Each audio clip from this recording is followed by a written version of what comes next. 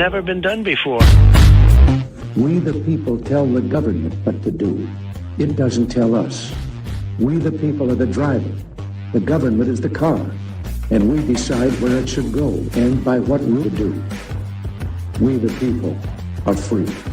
And I hope we have once again reminded people that man is not free unless government is limited.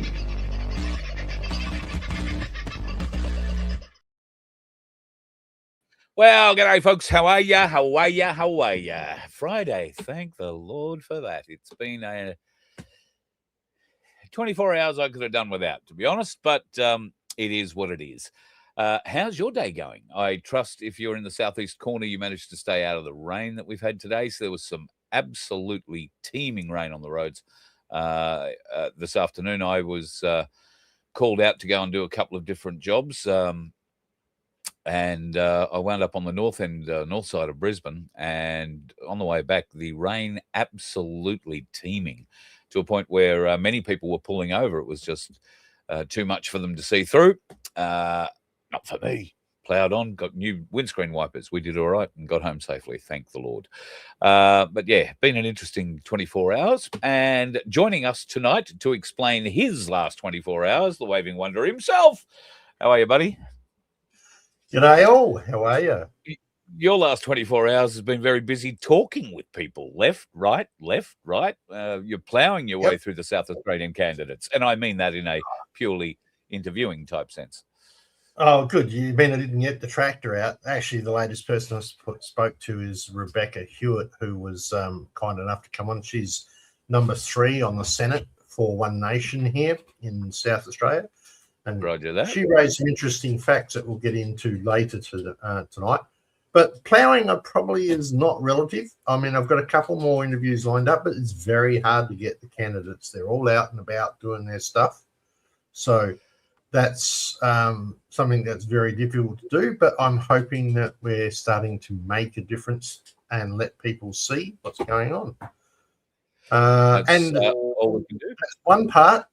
The other part was that last night at the My Place event, I did lower house preferential voting. Oh, I bet people were glued to their chair with that, mate. Well, they were, because I put glue on the chairs. That's the spirit. Unlike the Labor Party, who just puts it on the ballots. That was a joke. Yeah. So. Yeah. No, well, it's actually funny because we lost one ballot in the mix and eventually found it again. So it's quite funny to watch. You'll have to was it found underneath the Labor representative's chair?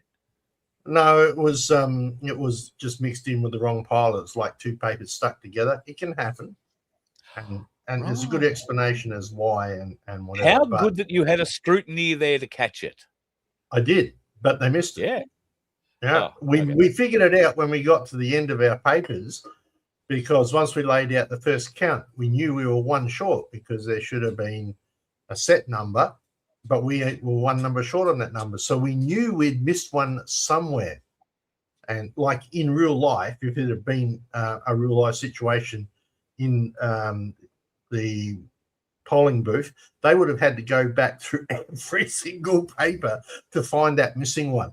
We didn't do that because otherwise it would have taken another hour.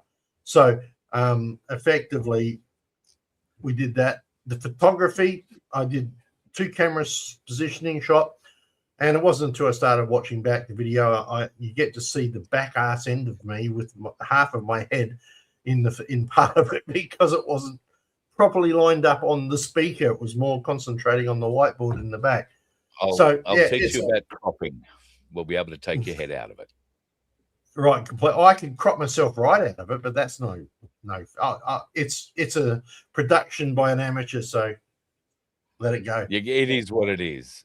So it is what generally, it is. Generally very well received.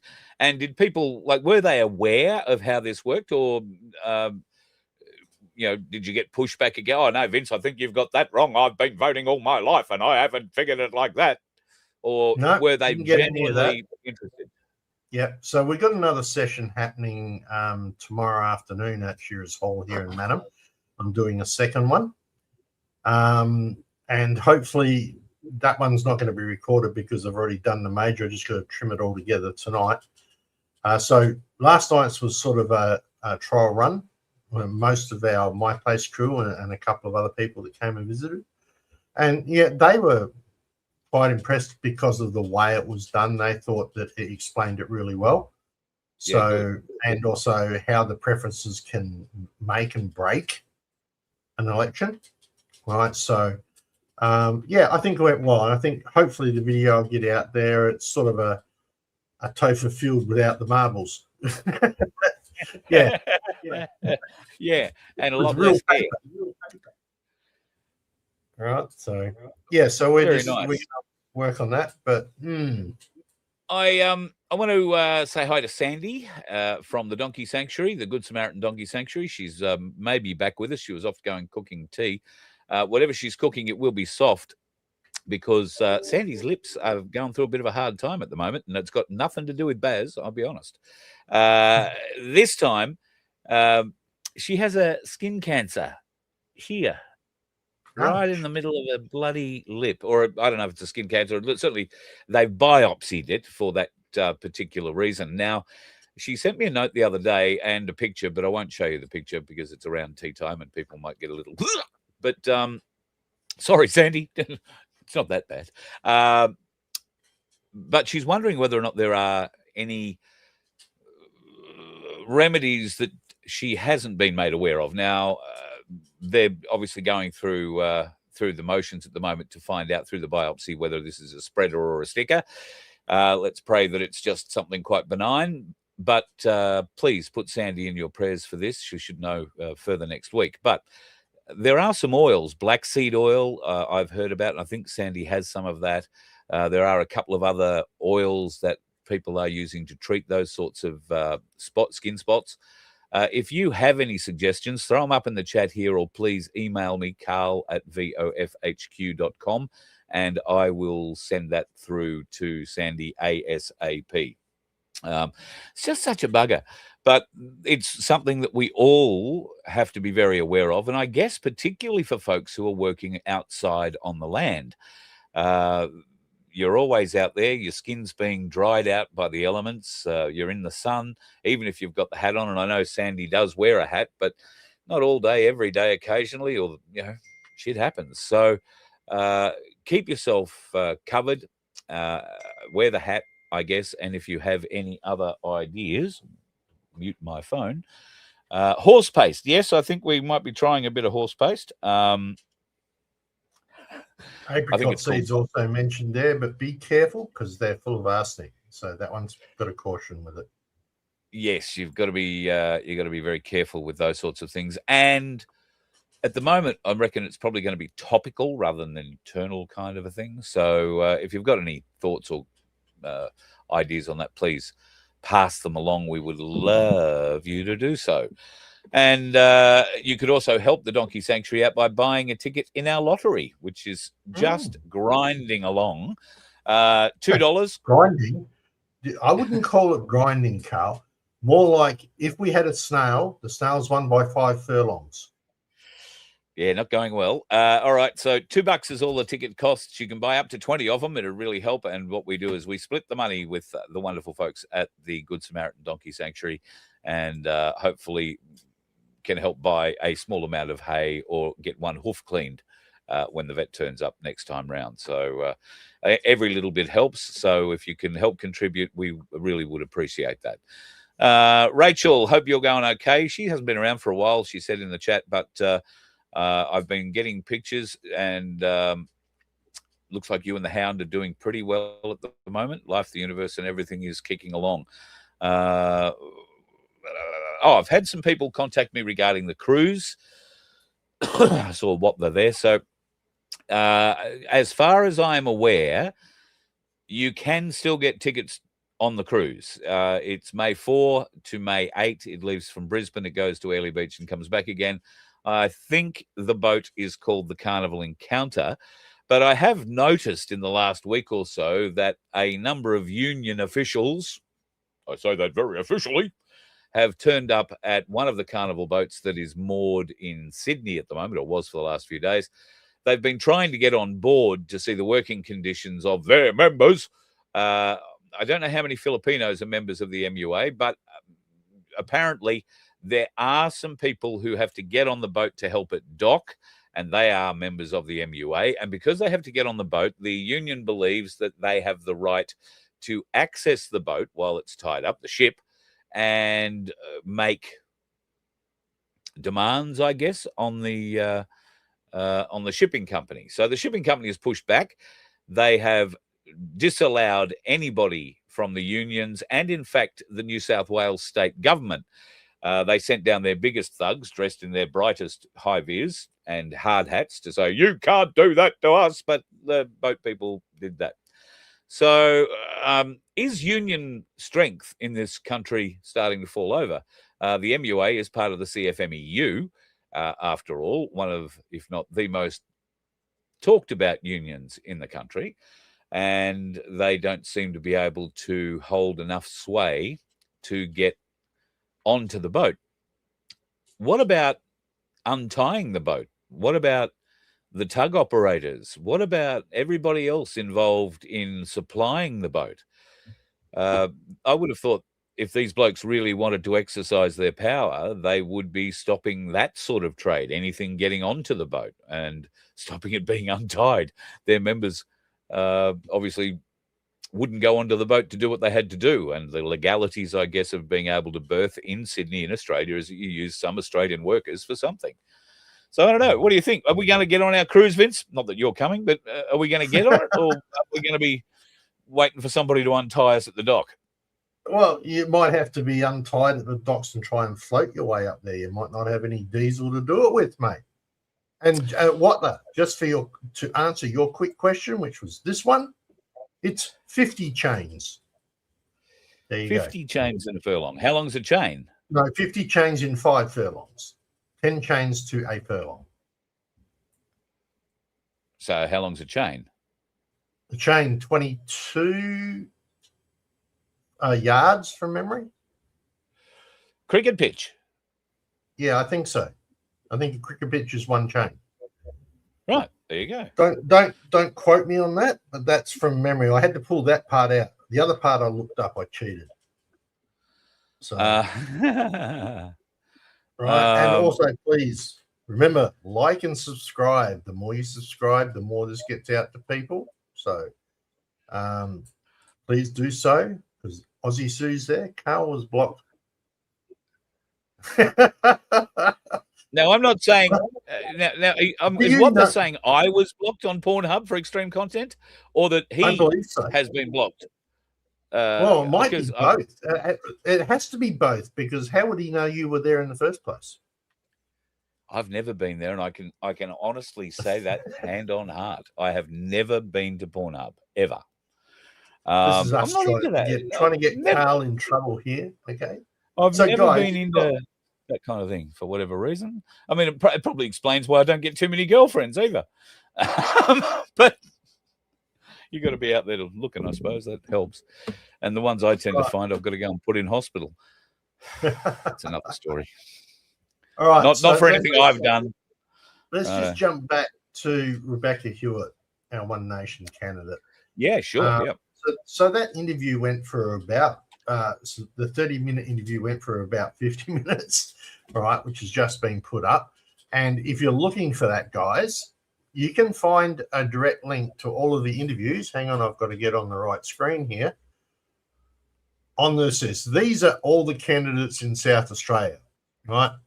And I've reached out to a few, haven't been able to contact some, but they're all laid out here. And there's our first senator from United Voice, Mark Aldridge. So got a chance to have an interview with him. And interestingly enough, I need to refresh a page because your new one's not showing up. Show that one.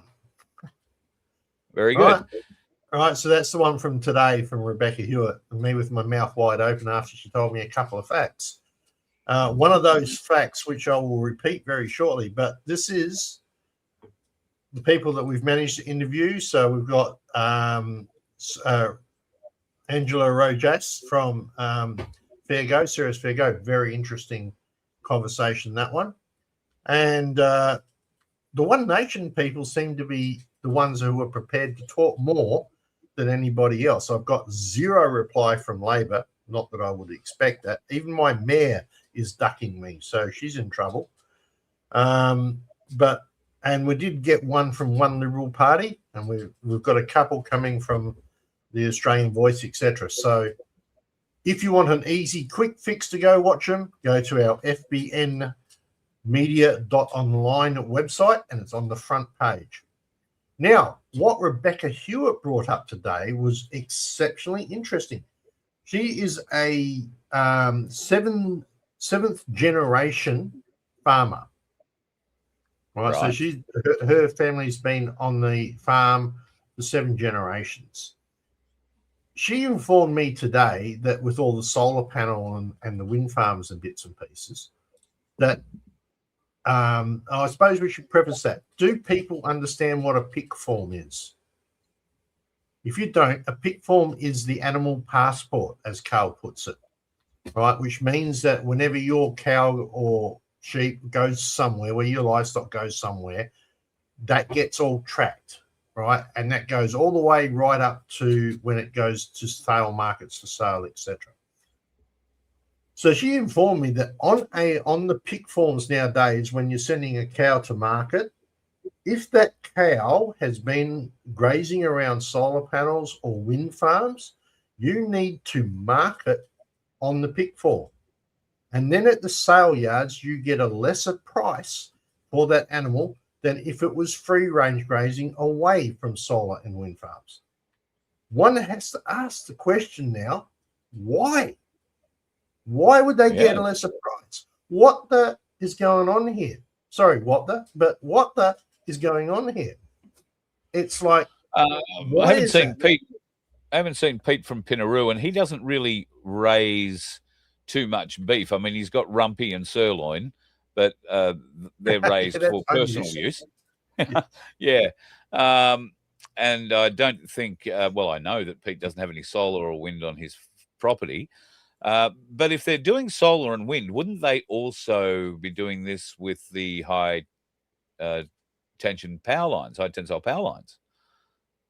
High voltage power lines is probably what the words I'm trying to say here. They haven't, no, but it's interesting that they are. So does that mean that there's more energy being dissipated out of those particular areas in A, vibration for wind farms, and B, solar panels are pushing out way more EMF than we know, especially the big solar farms?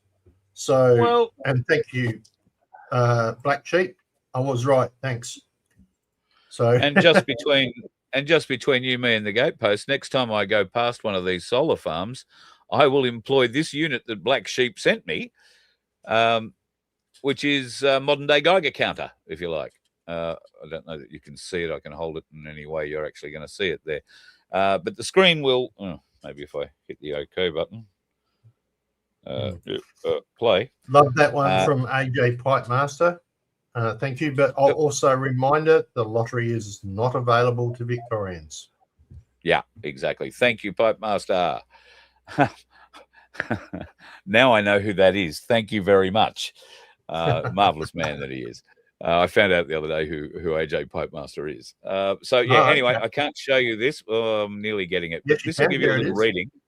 So that's currently telling you the radiation that I'm being bathed with in front of the laptop, and 2 screens and associated other bits and pieces. It does tick like a Geiger counter. So was that 120 or was that 12? 0.1, 0.10, 0.12. 0.10. And so if it gets up to 0.5, you're looking like you're in trouble?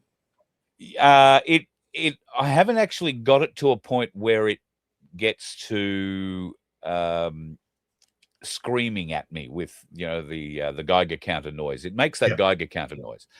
So I haven't got to that point where it's screaming at me yet, but it does give you a color indication. So if you're in a area that's probably a bit hot, if you like, with too much radiation, it goes red. Oh, okay. So you get an indication with that. But I have yet to go under power lines, like big, high voltage, long distance power lines, and do it. And I will go and find a wind farm and a a solar farm, and I'll jump the fence and walk around it and see what sort of readings we get. Right. So next week we will have a news report where a person was caught wandering around private property and is now in jail for the next 5 years because he's trying to expose something. No, I'm just not trying to expose anything. I'm just trying to learn. That's all.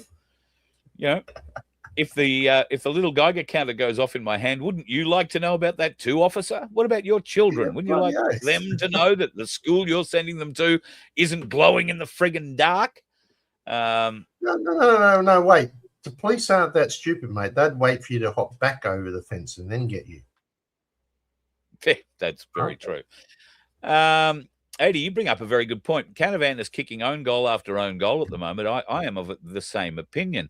He's attacking One Nation, which is, look, at best, poor form, at worst, boring, useless.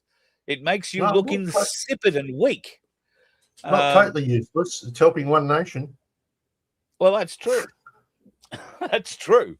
I guess he feels that the best the Nationals can do is steal votes from One Nation and try and recover the coalition support that way. Whereas he would do much better to focus on the Labor assholes and the Liberals, trying to hold them honest from inside that coalition he now leads half of. What do you think? Yep. At this stage, I think they'd be much better trying. They're not going to come back from this in a hurry.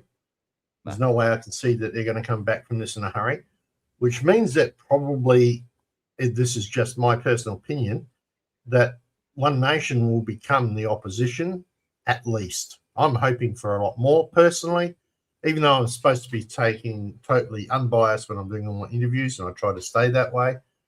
But in this situation, if One Nation, so they need to learn to negotiate with One Nation if they want to have any sort of a semblance of the ability to do anything or pass anything in the future. We're still 2 years away from any, major federal election. Yes, we do have, we're days away from the South Australian election, and we are months away from the Victorian state election. So a lot can change. Now, we've got, along with the two state elections, we also have the by-election for Farrer, which is coming up in the next week or two as well. That looks at the moment like the new bloke for One Nation that they've put forward for that seat out of Jerilderie, and he's a fellow who's had a lot to do with the irrigation requirements of that area over many, many years. He's been a landowner, business owner, so he's actually done shit in the community, and he's highly respected in it. So One Nation have really got themselves a top-line candidate to replace the white lady funeral director that has now gone back to her original calling somewhere in the Albury area. You still haven't given that up. I love that. The only reason is I can't remember her name. And Susan you would think, Lay. I mean, there how you can you forget Lay?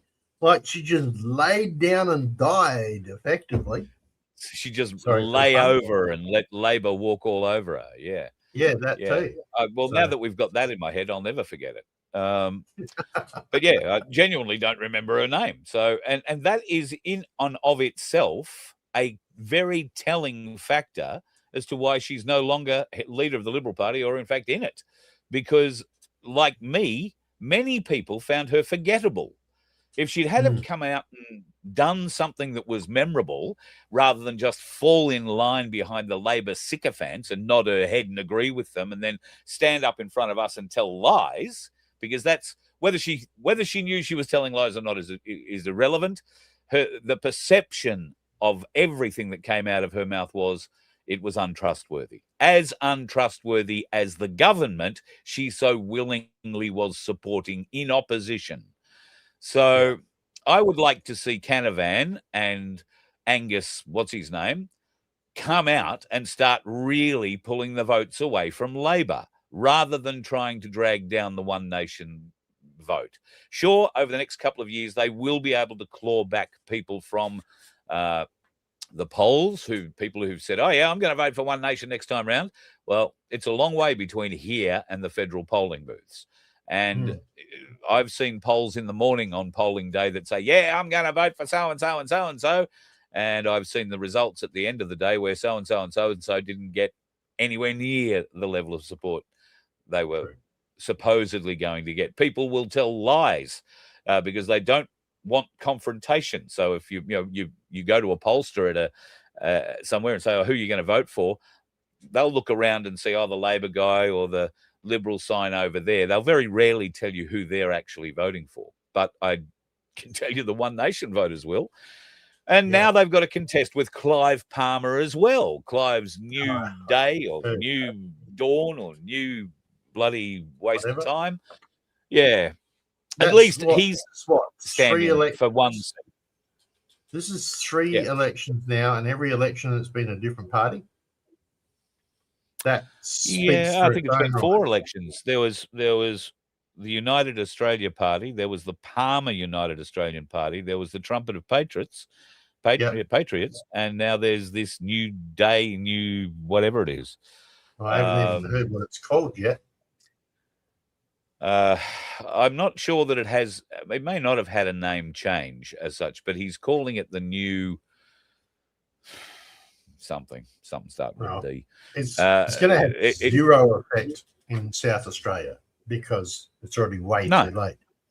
As a point of interest, I don't know if it's going to show. It's not, doesn't matter, that's good. I actually have a Liberal how to vote card here that's been sent out. Oh, yeah. Right. And I thought, and this is just specifically for my area in Hammond, but I thought it was very interesting to have a look because I just jumped on because every One Nation how to vote card that I have seen so far just has one written on it for the One Nation candidate.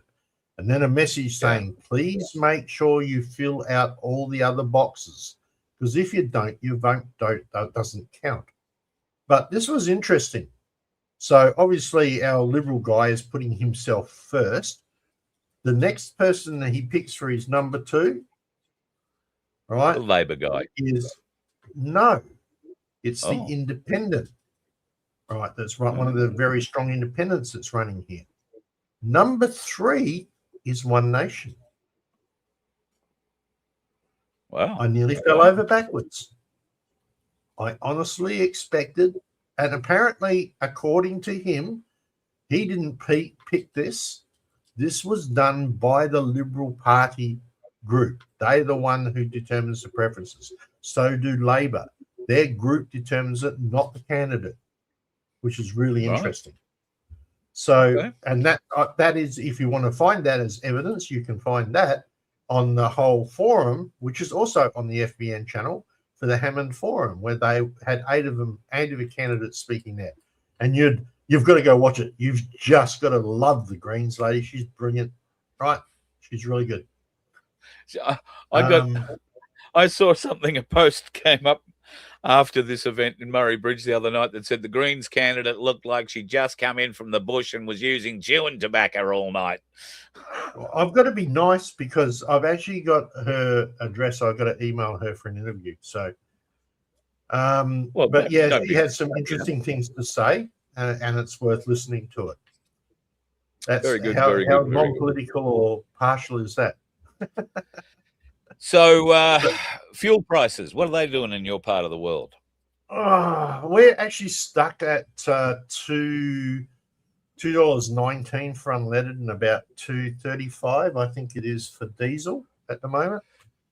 $2.35 for petrol today and $2.70 for diesel, I saw on the north side of Brisbane.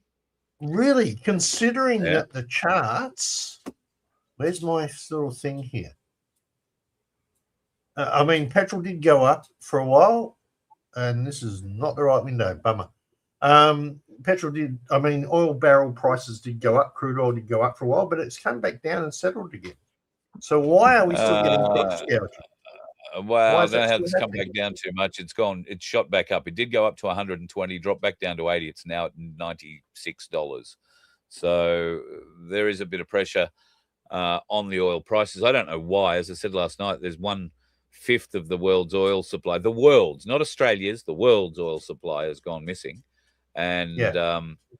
there is still 80% of the world's oil free and clear. If we think about what we do and do it sensibly, we shouldn't have too many problems. The government today has come out and opened up the fuel store, if you like. They've decided they're going to put out, I think, 700,000 litres of petrol and an extra 500,000 or 700,000 litres of diesel. They'll be releasing that into the market at their discretion and through the dealer network that they believe can best service regional Australia, because it isn't so much that there is no fuel available, it is the fact that the supply lines are being stretched so badly, the trucks, because people have panicked and gone out, filled up all their cars. And like I said last night, there's some moron pulls up into a service station with 9 44-gallon drums and wants to fill up all those. Pretty soon, retailers will be forced to say, no, you can buy $100 worth of fuel. Now, I put fuel in the car yesterday. I put 16 litres in the car. It cost me $47 yesterday. And today I've used half a tank of fuel. I'm dreading going and putting fuel in the bloody thing tomorrow. But it's better to do it tomorrow than when the thing is nearly empty, you know? Yeah, so correct. I would say to you folks, go and top up. Don't go and panic buy. Just top up. So, yes, we're In probably going to be crypto, topping we up at the call most that expensive time. in crypto we call that cost averaging. So Cost average. Yeah, right. Okay. yeah, right. Well, buy it while it's cheaper and just buy in as you need to. All right. So, but if we're yeah, listening so to if we're listening to Donald Trump, the war is over. Well, if we're listening to Topher Field, there is no World War III. It's been put on hold indefinitely. You don't have to worry about anything. Donald Trump says the world, the fight is over. We've killed everything. Everybody who needs to be killed is dead, except the Ayatollah, who has come out today and made a statement. It went, oh, that hurts. And then he stopped again. Not really. He apparently put a handwritten statement out, which is not bad for a bloke who's supposedly in a coma with only one leg. But I got to tell you, folks, when I saw this meme, all I could think of was Ayatollah in a coma. Da, da, da, da. That's what he is. Da, da, da, da, da, da. Ayatollah in a coma. I mean, that's very disrespectful, but bloody funny, I thought. And the alliteration of whoever came up with that up. How did you marry that up? As soon as I saw that picture, that song came into my head. Blame It on the Bossa Nova from God knows what year, 60-something, I guess. Probably earlier. Yeah, I'm not going to even try and guess. The worst part is I actually remember it, so that's even more scary. Yeah. Yeah. Ayatollah in a coma. I mean, you just want to we sing should it, short don't you? that one. That's going to be a short. You're going to make that one a short. Clip it. Isn't okay. that what you say? Yeah. Right. So, but so let's check this out. To the fuel, though. Yeah, well, it does. So part of the reason that the fuel is going up is because the Americans are not or have not been able to knock out these underground silos, or as many of them as they would like. Clearly, there are still ballistic missiles being launched out of Iran, and they are targeting friendly, supposedly, Arab nations. Now, China has finally come out and made a statement where they have made it pretty clear to Iranian current leadership anyway. I'm not sure that it's the Ayatollah in a coma, but somebody in the IRGC, that the targeting of civilian assets in other Arab countries and the targeting of anything other than military is just not on. And of course, that includes blowing up ships going through the Suez Canal. Now, the Chinese are struggling at the moment with, of all things, fuel supply. Now, Right. I would have thought with a country that is pumping out as many electric vehicles as it currently is, there is so much evidence of queues for petrol, kilometers of queues, multiple lines pulling into service stations. The Chinese are panic buying, absolutely panic buying.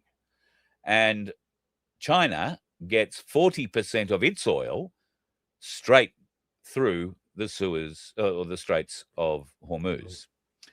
Okay. So it is not in China's interests to have Iran blowing up ships in anywhere in the Gulf or in that area. So they are starting to exert some pressure on the IRGC to say, no. Don't be firing anything off at the ships, because if the oil stops, China's help stops. And you might find that Russia's does as well after that. And then where are you going to be? I believe that it's already stopped, because all they would give him is moral support, remember? Yeah, that and satellite tracking data and targeting data and a few other little bits and pieces. But yeah. So for those that aren't aware, it's been reported that a Thai-flagged bulk cargo ship was hit by projectiles and burst into flames. It was the engine room that was targeted by these projectiles, and there are 3 people presumed dead, I think, working in the engine room at the time. Now, yes, there was a bit of a fire, but what that has in fact done today is it has fired up the Thai government to a point where they have fired off they called the Iranian ambassador in and gave him a very stern talking to, and gave him a letter that basically said, we are now active participants. We will come to the aid of anybody who needs it in that area. If you continue to fire on Thai registered or anybody else who's going through there, we will be part of whatever happens to keep shipping safe. So now Thailand have made a very strong statement. Don't go blowing up our bloody bulk carriers.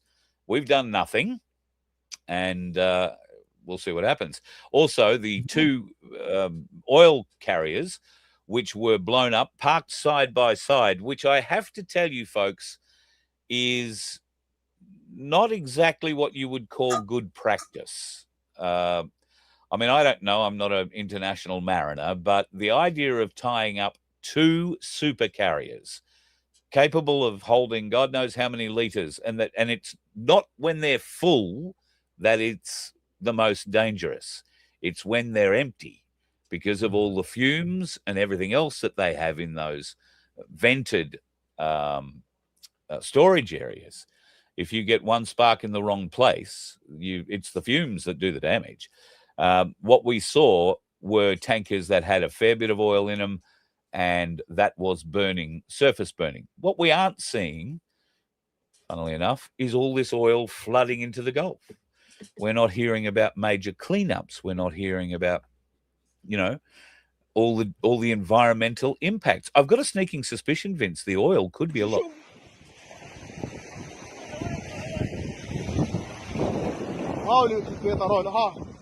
عاملك دراهم من بلادنا ما يروحوا شو لي مليار راهم يتفردوا ولا هنا هذا ما قدروش يخدموه ولا وشنو.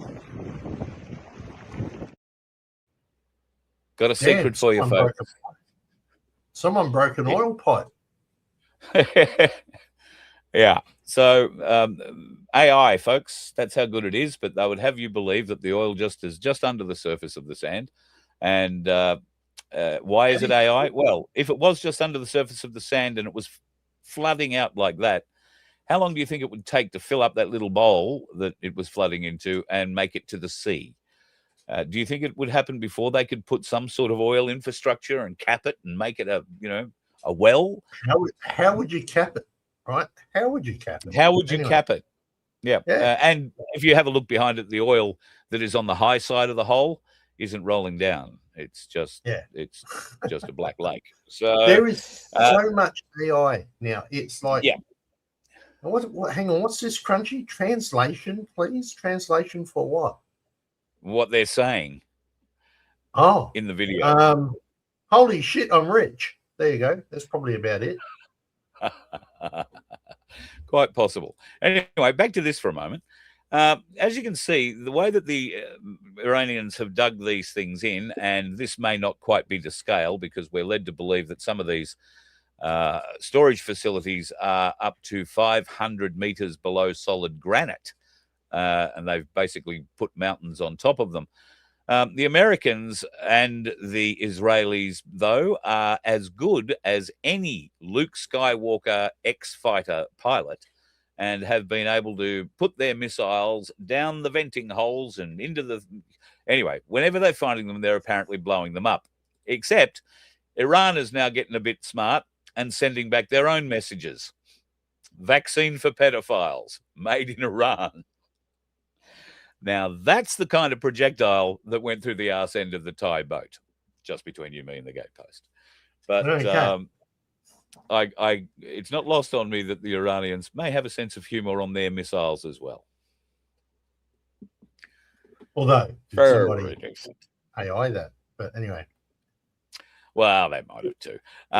Somebody may have AI'd this. I don't know how much truth there is, but given, we've been talking about fuel prices, and the government has decided to release about 2 days extra worth of fuel. That's what's coming out of this great reserve of fuel. About 2 days, hundreds of thousands of litres of fuel, but it's about 2 days worth of national fuel usage.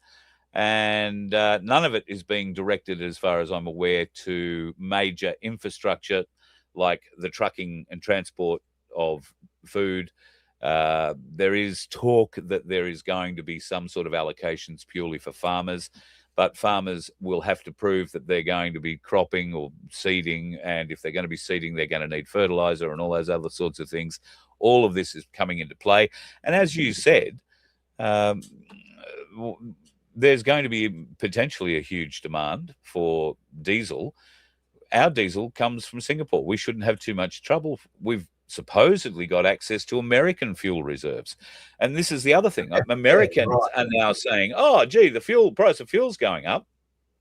America has more fuel reserves stored than any other country in the world, practically. Because it's smart, unlike our bloody stupid politicians.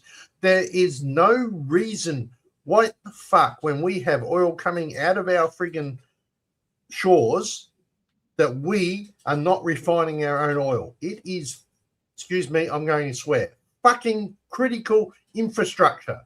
We need it. We should have had it. How is it that the Australian government could buy and have millions upon millions upon millions of litres stored in America?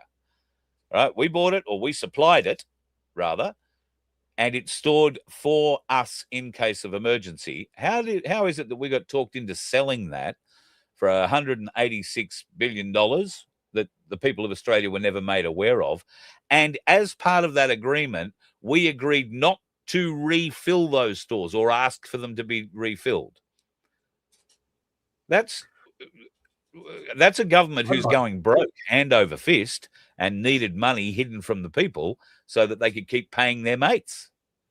Yep, that's what my call. I mean, the more average Aussies get into one of those seats, the better off.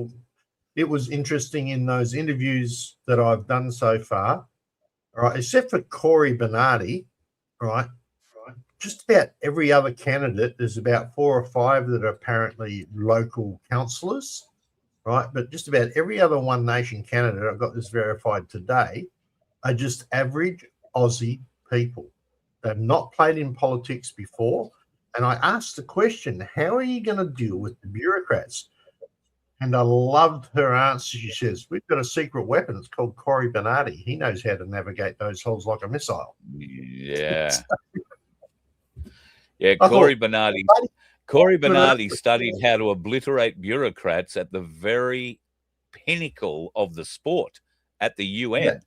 When he became too hard for Turnbull to manage, Malcolm Turnbull to manage, Turnbull and his whole bunch of corrupt cronies engineered 3 months, I think it was, for Corey Bernardi to be taken out of the parliament, sent to New York, and where they, I have no doubt, tried very hard to wine and dine him around to their way of thinking, and he came back and blew the whistle on them. Good luck to him. I hope it goes a long way. I'm a bit concerned about some of the advertising that's coming up in elections, and if it's South Australia is anything to go by, the Liberal Party are not spending a great deal on their commercial. We want KD Singh in upper house. Vote 1 for Liberals.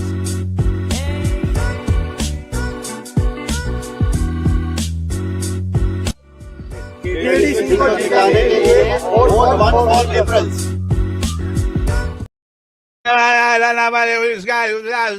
Something difference. I don't know what Well, the hell they all said. sorry, again. it was the accent, right? The accents mingled in. They didn't quite get it all synced, which is a bit of a shame. But yes, and that is a legit ad because that is KD Singh. He is a Liberal Party person. One of many. I think when I was listing out all of the candidates for the South Australian elections, there are 5 Singhs sitting in various spots throughout the election. 5 Well, you want to get Singhs. the cricketer. Sorry? You want to get the cricketer. You don't want to be confused about that. Yeah, well, this is true. Maybe we could. Well, look, put it this way: when we do the politician versus the average Australian team, at least we know we're going to get a decent set of Indian cricketers. Well, there's an argument that the Australian cricket team is already fairly multicultural from a variety of countries, including European, where cricket was never part of the curriculum growing up. I think good luck to them, and I think it's wonderful that we have basically an entire Indian cricket team. I don't know why I was surprised to find an entire Indian cricket team playing a suburban association cricket, but that will be happening all over Australia. I would hope that those Indian teams are incorporating a few Aussies into them because we are the best fast bowlers in the world. Yeah, well, that's true. That's very true indeed. Yeah. So you guys haven't learned to spin yet. That's an interesting ad, and it does make one question: just how many votes are there in relation to Indians that have immigrated to this country and become citizens? Yep. It would be just a very interesting statistic to look at. Not saying anything against the people, as you all know, my future son-in-law is Indian, so right. But I'd just be interested in the statistics. Mind you, he's a full-on Australian. He's been here since he was 3 years old. So Look, I don't care if they've been here 3 years. At the end of the day, if you love Australia, if you've come to be part of what we do and our lifestyle, and you'd prefer that than having to dig a hole and shit in it behind whatever little tree in the back of downtown Delhi you come from, God love you. Welcome to the country. Be part of it. Be part of it. You bring something so rich and so wonderful. Including the food. God, I love Indian food. But you're coming to our country. We want you to be. You came here for a reason, presumably, because you like us and you want to learn how to bowl and bat better than you do back home. We'd love to teach you. You're more than welcome. But there is a responsibility for that. And at the moment, I'm afraid, a lot of the people that come over here are going into the service industry, and some of them at the moment are the service station industry. And being in the service station industry at the moment is pretty bloody good business. So I would hope maybe what we need to do is organise some sponsorship from, I don't know, 7-Eleven or somewhere like that, and see whether or not we can't help grow the business, because they're probably doing it pretty tough at the moment, I would say. All the petrol station owners. You reckon? I'm sorry. Considering no, you're being tongue in cheek. I'm sorry. Yes, I'm being facetious. I had a conversation with somebody today who felt that my feelings on the matter might be a bit strong when I suggested, again, that the heads of these companies, the president, the board, whoever makes the decision to say, right, we're putting the price up this much today, and then they ring the next petrol company, Ampol might ring BP. BP were the ones robbing people today, I'll be honest. They all collude. They all say, we're going to put our price up to this. And they've been caught doing it heaps and heaps and heaps of times. And I will allege that they are doing it again. They are doing nothing but profiteering off the back of Australians. They are using the fear that has been generated simply by putting the price up to make more money. Yeah. When we have no reason to have a run on our fuel services. There might be a reason to have a run on the banks, but there is no reason to have a run on our fuel systems and our fuel services at the moment. Yeah. Speaking of right. runs, I was talking Hang to on. Ainsley Bullion today. Before you do, Crunchy Oh, 8 yeah. has asked, Vince, can you ask Pauline or someone close to her about Airbus Albanese?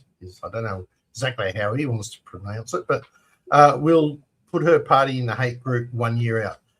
Mate, she's already aware of that. That's been brought up in multiple conversations. And secondly, they won't do that until it's like 3 months out, if they're going to do it at all, because they don't want to give them time to take it to the High Court and get it dismissed.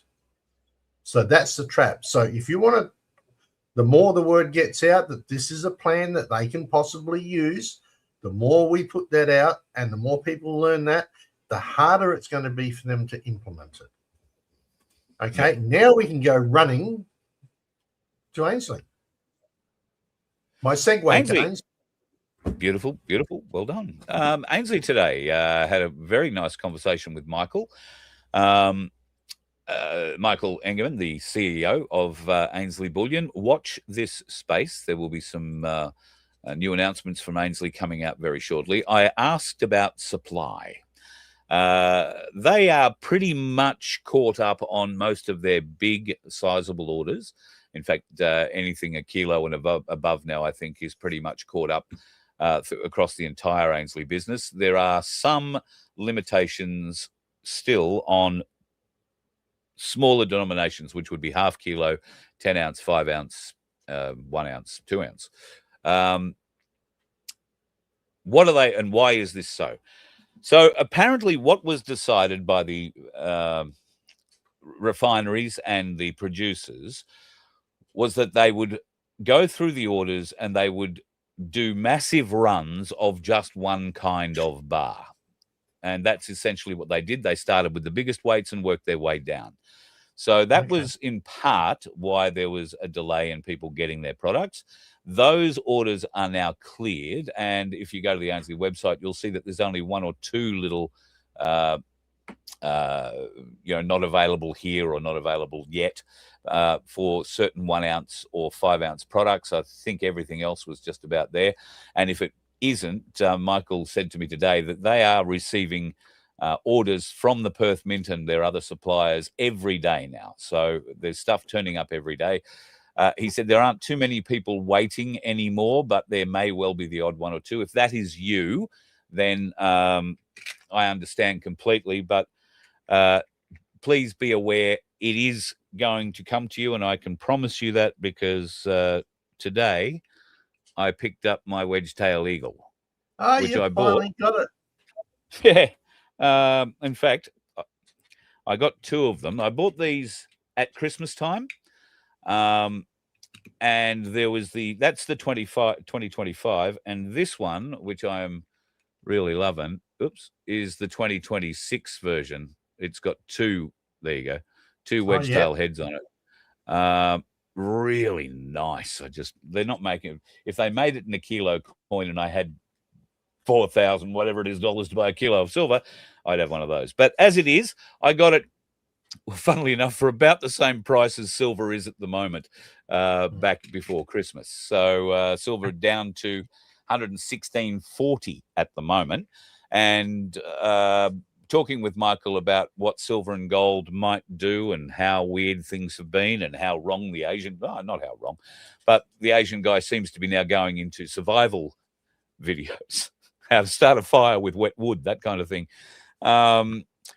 He is still doing some analysis.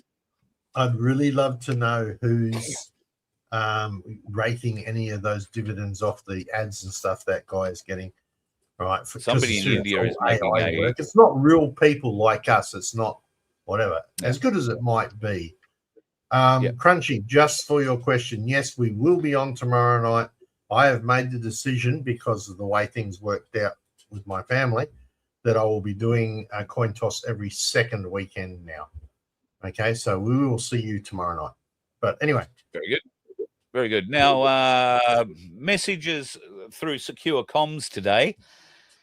Everybody should get 1,000 XRP and be very happy. It'll be life-changing.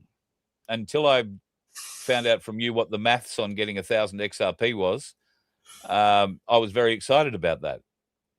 Yep. What is your analysis of this desire to own at least 1,000 XRP?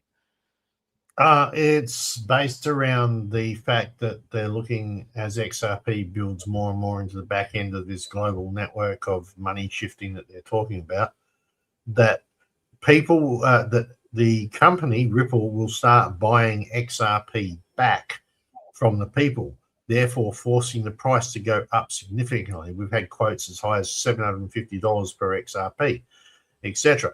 So if you imagine if you had 1,000 of them at $750, you know, you're doing pretty bloody well.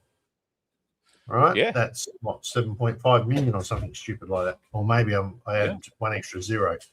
But the challenge is, who's got 2,200 Australian dollars right now to buy 1,000 XRP?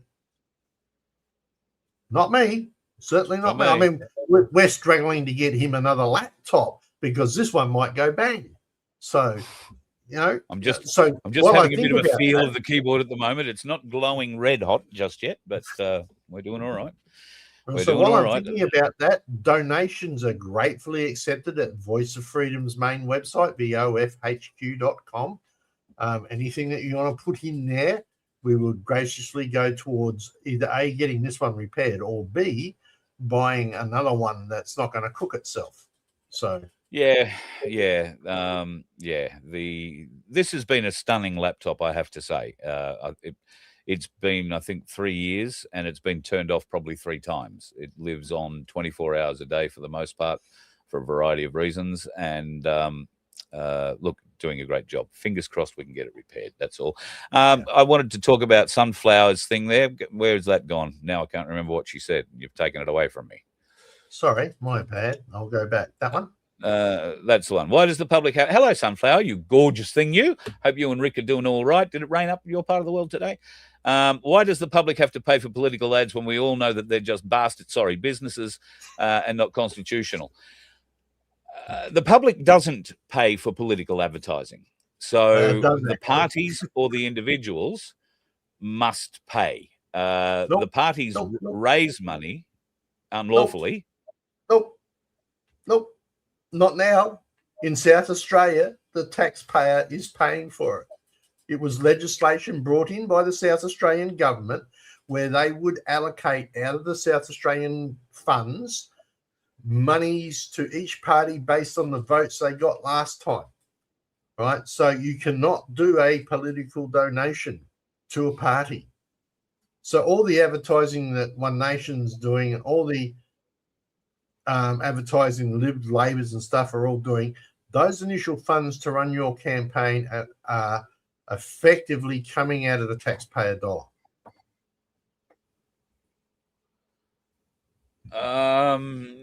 This has to do with reaching the 4% threshold and the money they get back from each vote after that, which has gone up to $5 a vote now, can I point out? Is that where you're saying that money comes from? No, that's on top of. Right, so it's just using the bigger parties have got like something like $500,000 to spend, while smaller parties or new parties get fuck all basically to spend because they don't have a recorded vote count against them. It was a bill brought out by the Malinauskas government, and it personally sucks. I think it's going to be rolled out across all state governments. I wonder if Christopher Foley's done it here. They did it under the guise of that would stop lobbying and it would stop, massive donations from billionaires and stuff like that. Put Clive Palmer right in the shit if it happened, but that's part of what's going on here in South Australia.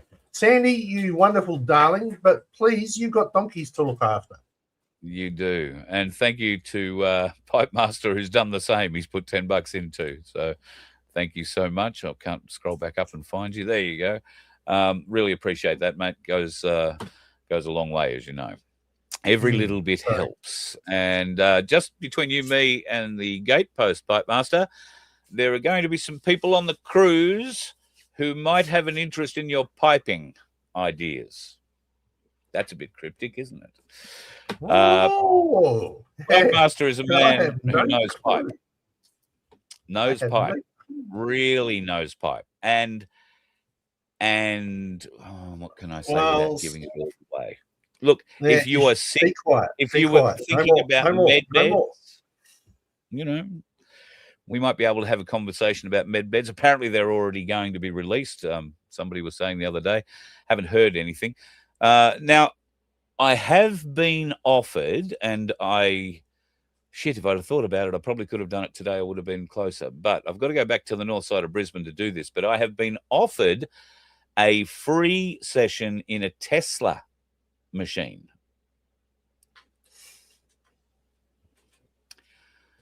So I don't know if that means I'm going to test drive the new 6-seater battery-operated car that they expect Australians are going to fall over and fall in love with, or in fact it has something to do with some bulbs and some lights and some power and some things like that. But I believe that's more likely. Right. So it's hang on to that big coil of wire, hang on to this big coil of wire, and let's just see how much that light bulb lights above your head. Yep. I'm glad it's the head you're thinking is going to light up. So, yeah. All right. Sorry, people, we're starting to get crude now. 50 billion with 45 billion XRP in escrow. Yeah, I put that up because as far as I understand, I don't think there's a maximum cap on XRP. I could be wrong. I'd have to relook that up. But yeah. Yes, Crunch, I will take the EMF reader with me. Thank you, mate. I'll make sure I keep whatever the Tesla things are at chest height, you know, radiate the boobs. Well, there was something else that popped into my mind, but then you made some joke and made me lose it. So thanks for that. Sorry, I do have these days. Yeah. All right. Merch. Turns out there's been some news on Desi Freeman. Sorry, what was that? I was just going to throw in a merch ad. Oh, right. And speaking of which, I do have I've got to send out to a couple of people who wish to sponsor the show, and we will get out our newest form to you very shortly, so you can have a look at that. But Absolutely. Please check out our merch. And that's what it was. I knew it had something to do with merch. We have had one order for a T-shirt for the cruise. Guys, if you are coming on the cruise, or if you know somebody is coming on the cruise, if you want a T-shirt that specifically denotes that I spent time with Carl on a cruise and threw him overboard. Oh, no, sorry, didn't mean that bit. Yeah. Please let us know with sizes, etc. Right? You can send an email to me, Vince, at vofhq.com, because Carl might miss it, right? Especially seeing he's getting thrown over. No, but or you're going to end up with a stubby holder. That's your choices. Yeah, could be a stubby holder, could be a mug, might be a sticker. I mean, you know, depends how much. and look, we may not even get off the dock, because if, like you say, they might get enough diesel to arrive in Brisbane, but not enough to leave. So we could be having a cruise right off the Hamilton Wharf. That'd be great fun. You know, that's right. They could get really smart, and instead of spending all that money that they would have spent on diesel, if they sold that or spent it as merch at our merch store, because these are such good quality T-shirts, they could sew them together and you could sail up there. You're right. You're right. They are very good quality T-shirts, and I've put them both through the wash. I'm very pleased with the way they came. It wasn't a hot wash, cold water wash, but very pleased with the way that they came through. No shrinkage. Yep. No shrinkage. All looking good. Yep. No, very, very, very impressed.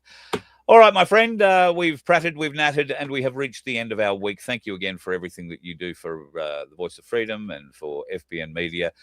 We will endeavour to get the girls on FBN Media. They've mentioned last night that they did their show and have put it out. Unfortunately, for whatever reason, we didn't get it on our FBN channel just yet, but that will happen over the weekend.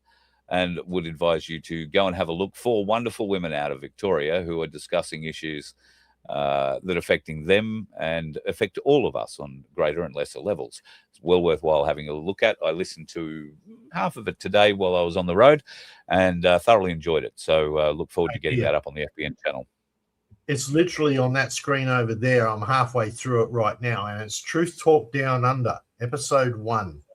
So it's on the Rumble channel. We're hoping to put that up on the FBN channels as well. And there should, with any luck, be a link to this page, providing we can wrangle the girls to doing it. Yes. Do you ever try to? They are wonderful ladies. They are exceptionally wonderful ladies. Just trying to catch them because they're so damn busy. All right. Yeah, it's like herding cats. So, yeah, herding cats. Very difficult. I wasn't going to say that. I was being politically correct. Have you not learned anything yet, Carl? Mate, I was being politically correct when I said herding cats rather than making some kind of pussy joke. But seeing you've drawn me into it, wave goodbye. And that's it, folks. See, I try to do the best thing, and Vince drags it out of me. God love him. Hey, listen, you have yourselves a truly fabulous weekend. And if I could leave you with 2 thoughts for the weekend. The first one, as always, is please, please, please avoid the dickheads on the road. I saw so many of them today, some of them driving trucks, unfortunately.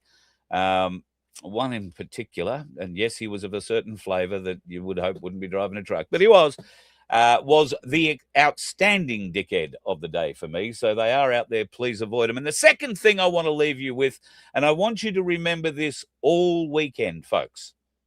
Ayatollah in a coma. That's what he is. Da, da, da, da. Ayatollah in a coma. Da, da, da, da. You let one ant stand up to us, then they all might stand up. Those puny little ants outnumber us 100 to 1. And if they ever figure that out, there goes our way of life. It's not about food. It's about keeping those ants in line. That's why we're going back. Does anybody else want to stay? Let's rock!